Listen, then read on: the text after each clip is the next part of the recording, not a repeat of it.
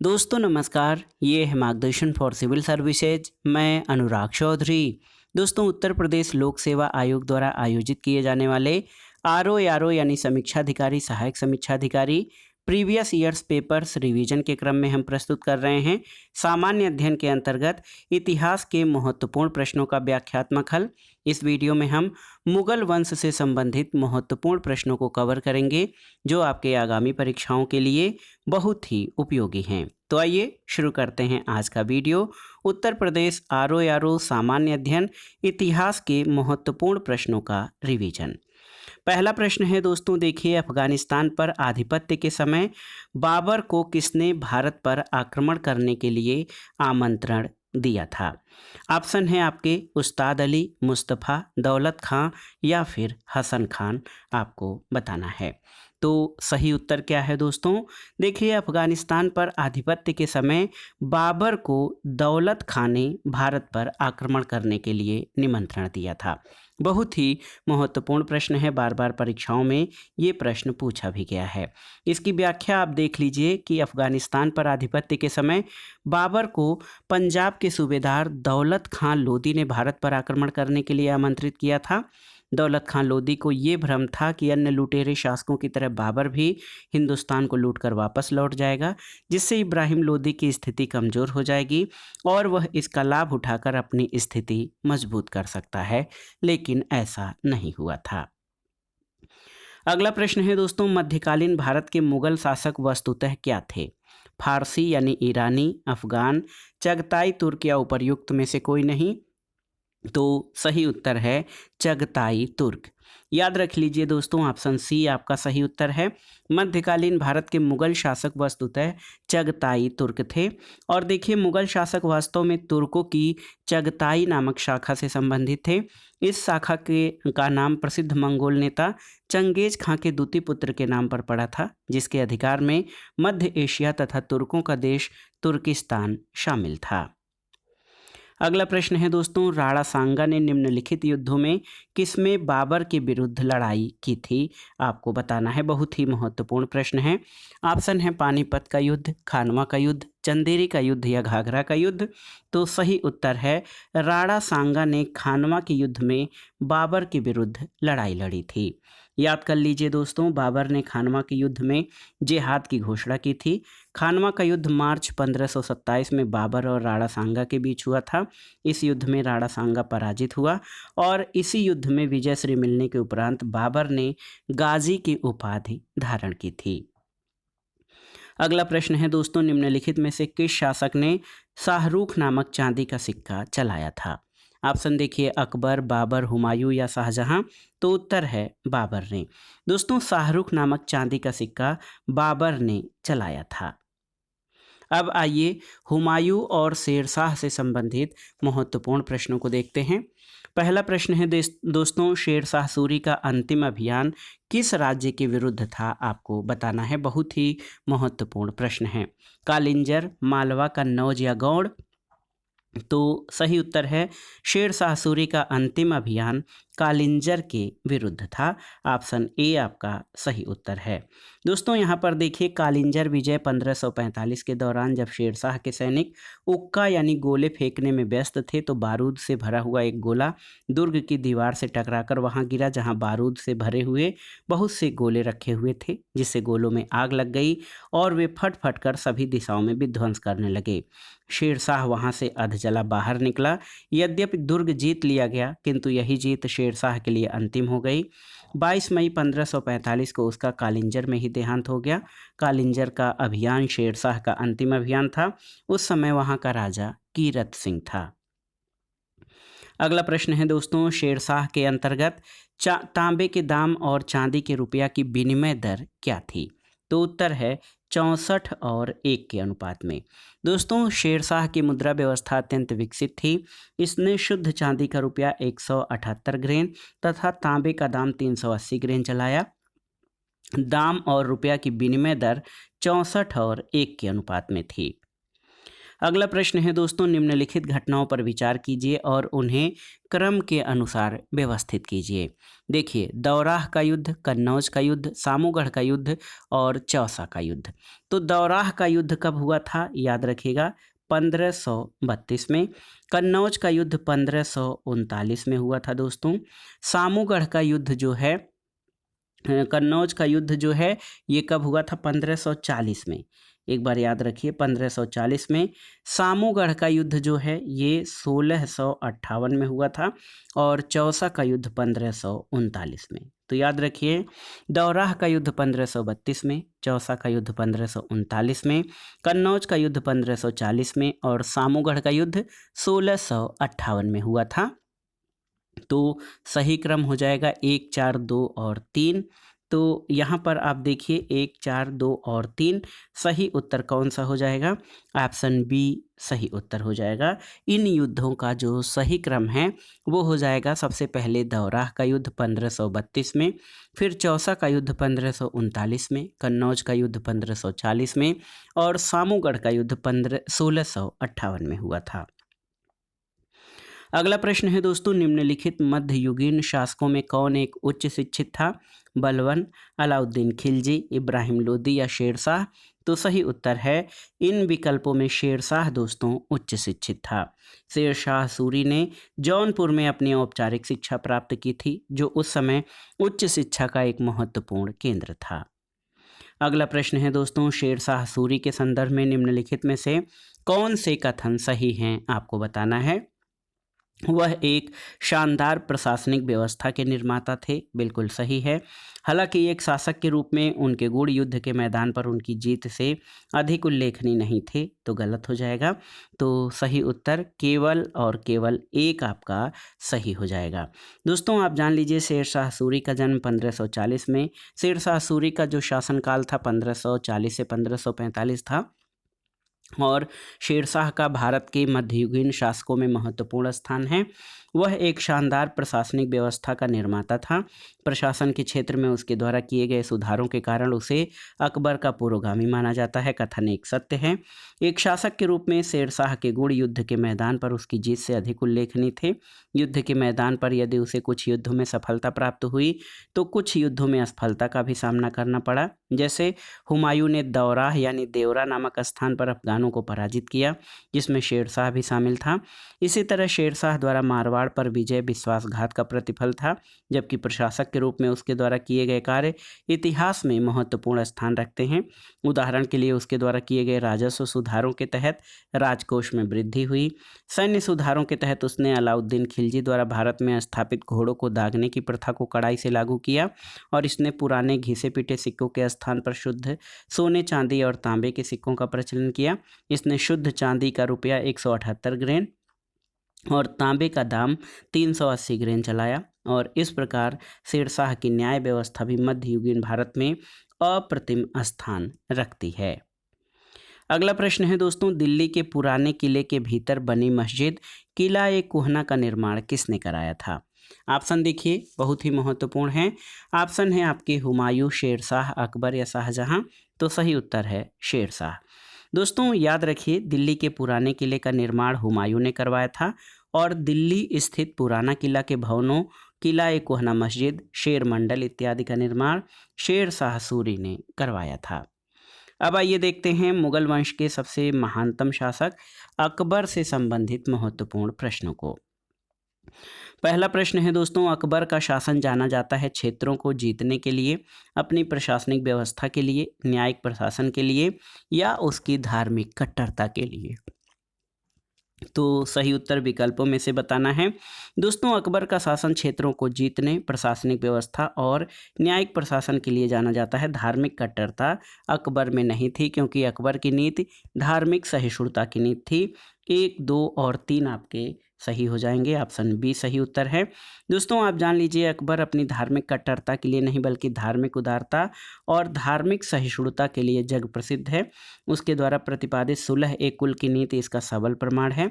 कथन 4 सही नहीं है। 1, 2 और 3 कथन आपके सही हैं। अगला प्रश्न है दोस्तों, हल्दी घाटी के युद्ध में महाराणा प्रताप के अलावा राजपूत सेना का सेनापति कौन था? ऑप्शन है इब्राहिम गारदी, हकीम सूर, टार्डी बेग या महमूद लोदी। तो सही उत्तर है हकीम सूर। दोस्तों हल्दी घाटी का युद्ध 1576 में हुआ था। इसमें एक तरफ मुगल सेना थी जिसका नेतृत्व मान सिंह और आसफ खां कर रहे थे, और दूसरी तरफ महाराणा प्रताप की सेना थी। राणा प्रताप की सेना के अग्रभाग में अफगानों की एक टुकड़ी थी जिसका नेतृत्व हकीम खां सूर कर रहा था। अगला प्रश्न है दोस्तों, हल्दी घाटी के युद्ध में महाराणा प्रताप की राजपूत सेना का सेनापति कौन था? ऑप्शन है इब्राहिम खां गर्दी, हकीम खां सूर, तर्दी बेग या मोहम्मद लोदी। तो सही उत्तर है हकीम खां सूर। बहुत ही महत्वपूर्ण प्रश्न है दोस्तों। राणा प्रताप की सेना के अग्रभाग में अफगानों की एक टुकड़ी थी जिसका नेतृत्व हकीम खां सूर कर रहा था। अगला प्रश्न है, बहुत ही महत्वपूर्ण प्रश्न है, आप देख लीजिए कि निम्नलिखित में से आपको बताना है कि निम्नलिखित में से किस परिवार ने सर्वप्रथम अकबर के साथ वैवाहिक संबंध स्थापित किए थे? राठौर, सिसोदिया, कछवाहा या चौहान। तो सही उत्तर है कछवाहा राजपूतों ने। दोस्तों आमेर का शासक राजपूत कछवाहा वंशी भारमल, जिसको बिहारीमल भी कहा जाता है, अकबर से वैवाहिक संबंध स्थापित करने वाला पहला राजपूत शासक था। ये पहला राजपूत शासक भी था जिसने स्वेच्छा से अकबर की अधीनता स्वीकार की थी। तो याद रखिएगा, अकबर के साथ वैवाहिक संबंध स्थापित करने वाला कछवाहा राजपूत सर्वप्रथम था। अगला प्रश्न है दोस्तों, अकबर के शासनकाल की निम्नलिखित घटनाओं को कालक्रम के अनुसार व्यवस्थित कीजिए। जजिया की समाप्ति, इबादत खाना का निर्माण, महजर पर हस्ताक्षर और दीन ए इलाही की स्थापना। तो जजिया कर की समाप्ति अकबर ने 1564 में किया था, याद रखिएगा। 1575 में इबादत खाने का निर्माण करवाया गया, और दोस्तों 1579 में महजरनामा की घोषणा की गई, और दीन ए इलाही की स्थापना डेट याद रखिएगा 1582 है। तो जजिया कर की समाप्ति अकबर द्वारा 1564 में की गई। फतेहपुर सीकरी में 1575 में उसने इबादत खाने की स्थापना की जिसका उद्देश्य धार्मिक विषयों पर वाद विवाद करना था, और अकबर ने समस्त धार्मिक मामलों को अपने हाथों में लेने के लिए 1579 में महजरनामा की घोषणा की, और यह महजरनामा अबुल फजल के पिता शेख मुबारक ने तैयार किया था। और इसके अलावा अकबर ने सभी धर्मों में सामंजस्य स्थापित करने के लिए 1582 में तौहीद ए इलाही या दैवी एकेश्वरवाद यानी दीन ए इलाही की स्थापना की थी। तो ये सही क्रम आपका हो जाएगा। तो आपका सही क्रम 1 2 3 4 ऑप्शन ए सही उत्तर हो जाएगा। अगला प्रश्न है दोस्तों, निम्नलिखित घटनाओं पर विचार कीजिए और उनको कालानुक्रम के अनुसार व्यवस्थित कीजिए। यहाँ पर देखिए, अम्बेर की राजकुमारी से अकबर का विवाह, तुकारोई का युद्ध, मालवा पर मुगल आक्रमण और उड़ीसा पर कर रानी की विजय। तो इसमें आपको बताना है, अम्बेर की राजकुमारी का अकबर से विवाह 1562 में हुआ था। तुकारोई का युद्ध 1575 में हुआ था। मालवा पर मुगल आक्रमण 1561 में, और उड़ीसा पर कर रानी की विजय दोस्तों 1568 में। तो सही कालक्रम जो है 3 1 4 2। तो 3 1 4 2 देखिए कौन सा विकल्प हो जाएगा? ऑप्शन डी सही उत्तर हो जाएगा। अगला प्रश्न है दोस्तों, जहांगीर से संबंधित है। पूछा गया है कि एक डच पर्यटक जिसने जहांगीर के शासनकाल का मूल्यवान विवरण दिया है वो कौन था? ऑप्शन है फ्रांसिस्को पेलसर्ट, हॉकिंस, निकोलो मनुची या पीटर मुंडी। तो सही उत्तर है फ्रांसिस्को पेलसर्ट। दोस्तों पीटर मुंडी जो है ब्रिटिश यात्री था जो शाहजहां के समय में आया था, और विलियम हॉकिंस जहांगीर के समय में ब्रिटिश राजा जेम्स प्रथम के राजदूत के रूप में भारत आया था। फ्रांसिस्को पेलसर्ट एक डच पर्यटक था जो जहांगीर के समय में भारत आया। उसने अपनी पुस्तक Jahangir's India the Remonstrantie of Francisco Pelsaert में जहांगीर के समय का अद्भुत विवरण दिया है। तो याद रखिएगा, डच पर्यटक फ्रांसिस्को पेलसर्ट था जिसने जहांगीर के शासनकाल का मूल्यवान विवरण दिया है। अगला प्रश्न है दोस्तों, निम्नलिखित में से किसका मकबरा भारत के बाहर स्थित है? देखिए, हुमायूं, औरंगजेब, जहांदार शाह या जहांगीर। तो सही उत्तर है जहांगीर, ऑप्शन डी। दोस्तों, जहांगीर का मकबरा जो है लाहौर में रावी नदी के तट पर स्थित है। आप जान लीजिए, जहांगीर का मकबरा भारत के बाहर लाहौर में रावी नदी के तट पर शहादरा नामक स्थान पर है और जहांगीर की मृत्यु 1627 में हुई थी। अगला प्रश्न है दोस्तों, समुद्रगुप्त के प्रयाग प्रशस्ति वाले स्तंभ पर निम्नलिखित में से किसका लेख मिलता है? आपको बताना है। ऑप्शन है जहांगीर, शाहजहां, औरंगजेब या दारा शिकोह। तो सही उत्तर है जहांगीर। दोस्तों, प्रयाग प्रशस्ति जो है समुद्रगुप्त के विषय में जानकारी का एक महत्वपूर्ण स्रोत है और इसकी रचना समुद्रगुप्त के संधि विग्राहक और सचिव हरिशेन द्वारा की गई थी। कनिंघम के अनुसार यह लेख मूलतः कौशाम्बी में खुदवाया गया था। बाद में अकबर ने इसे कौशाम्बी से मंगाकर इलाहाबाद के किले में स्थापित करवाया। इस पर जहांगीर का एक लेख, रानी का अभिलेख और अशोक द्वारा कौशाम्बी के महामात्रों को संघ भेद रोकने के लिए निर्देश भी खुदा है। शाहजहां से संबंधित महत्वपूर्ण प्रश्नों को देखते हैं। प्रश्न है दोस्तों कि किस मुगल बादशाह ने बलवन द्वारा प्रारंभ किया गया दरबारी रिवाज सिजदा समाप्त कर दिया था? ऑप्शन है अकबर, जहांगीर, शाहजहां या औरंगजेब। तो सही उत्तर है शाहजहां। दोस्तों, सिजदा प्रथा की समाप्ति शाहजहां के द्वारा की गई थी। याद रखिएगा, मुगल बादशाह शाहजहां ने बलवन द्वारा प्रारंभ ईरानी दरबारी रिवाज सिजदा समाप्त कर दिया था। जमीन बोस की प्रथा भी खत्म कर दी गई और पगड़ी में पहनने की मनाही कर दी गई और ये बातें शाहजहां के धार्मिक दृष्टिकोण के उदाहरण के रूप में प्रस्तुत की जाती हैं। औरंगजेब से संबंधित प्रश्नों पर आते हैं। कौन जिंदा पीर के नाम से जाना जाता था? तो ऑप्शन बताने की आवश्यकता नहीं है, आप जानते हैं औरंगजेब को जिंदा पीर कहा जाता है और इसका कारण है कि औरंगजेब जो कुछ दूसरों पर लागू करना चाहता था उसका वह स्वयं पर अभ्यास करता था। उसके व्यक्तिगत जीवन का नैतिक स्तर ऊंचा था और वह अपने युग के प्रचलित दुष्कृत्यों से दृढ़तापूर्वक अलग रहता था। इस प्रकार उसके समकालीन उसे शाही दरवेश समझते थे और मुसलमान उसे जिंदा पीर के रूप में मानते थे। अगला प्रश्न है दोस्तों, किस मुगल सेनापति के साथ शिवाजी ने 1665 में पुरंदर की संधि पर हस्ताक्षर किए थे? आपको बताना है, बहुत ही महत्वपूर्ण प्रश्न है। दिलार खां, जय सिंह, जसवंत सिंह या शाइस्ता खां? तो सही उत्तर है जय सिंह के साथ। दोस्तों, याद रखिएगा, 1665 के आरंभ में औरंगजेब ने राजा जय सिंह के नेतृत्व में एक विशाल सेना शिवाजी का दमन करने के लिए भेजा। जय सिंह कछवाहा शासक थे जो कि युद्ध और शांति दोनों कलाओं में निपुण थे। वह चतुर कूटनीतिज्ञ थे और उन्होंने समझ लिया कि बीजापुर को जीतने के लिए शिवाजी से मैत्री करना आवश्यक है।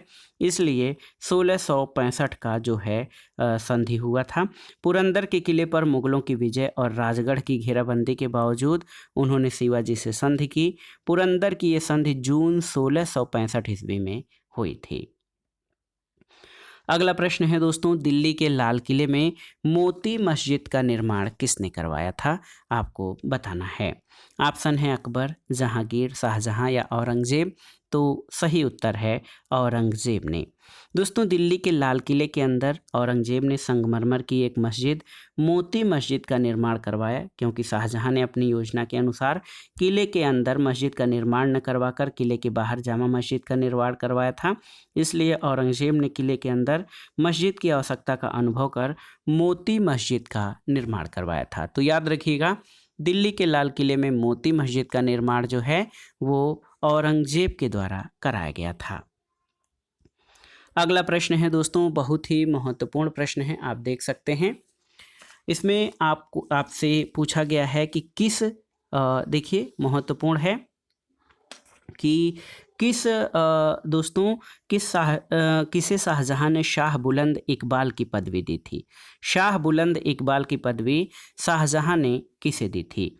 ऑप्शन है दारा शिकोह, शुजा, औरंगजेब और मुराद में से। तो सही उत्तर है दारा शिकोह को। याद रखिएगा, उपनिषदों का फारसी अनुवाद शाहजहां के शासनकाल में शहजादा दारा शिकोह ने सिर्रे अकबर शीर्षक के तहत किया। इसमें 52 उपनिषदों का अनुवाद किया गया है। शाहजहां ने दारा शिकोह को शाह बुलंद इकबाल की उपाधि दी थी। तो दोस्तों ये था आज का वीडियो। आरओ यानी समीक्षा अधिकारी सहायक समीक्षा अधिकारी के सामान्य अध्ययन के अंतर्गत इतिहास के महत्वपूर्ण प्रश्नों के क्रम में इस वीडियो में आपने मुगल काल के शासकों से संबंधित महत्वपूर्ण प्रश्नों को कवर किया, जो आपके आगामी परीक्षाओं के लिए बहुत ही उपयोगी हैं। इसके अगले वीडियो में हम मुगल कालीन संगीत और चित्रकला, मुगल कालीन साहित्य, मुगल कालीन प्रशासन, मराठा राज्य और शासन व्यवस्था तथा सिख संप्रदाय से संबंधित महत्वपूर्ण प्रश्नों को कवर करेंगे, जो आपके आगामी परीक्षाओं के लिए बहुत ही उपयोगी रहेंगे। दोस्तों ये सीरीज या ये श्रृंखला आपको कैसी लग रही है, हमें कमेंट बॉक्स में ज़रूर बताइएगा। और इस श्रृंखला से आपकी तैयारी में कितना लाभ हो रहा है और आपके रिवीजन में कितना सुधार हो रहा है, इसके बारे में भी हमें कमेंट बॉक्स में ज़रूर बताइएगा। आपके रिव्यूज़ और जो कमेंट्स हैं उनके लिए हम प्रतीक्षा करेंगे, और आपके जो कमेंट्स होते हैं वो हमारे लिए एक तरह से प्रेरक का कार्य करते हैं कि हम कुछ और भी अच्छा कर सकें। तो ये श्रृंखला आपको कैसी लग रही है, हमें कमेंट बॉक्स में ज़रूर बताइएगा। वीडियो को लाइक करें, शेयर करें और इस चैनल मार्गदर्शन फॉर सिविल सर्विसेज को सब्सक्राइब करें। वीडियो देखने के लिए धन्यवाद दोस्तों। नमस्कार।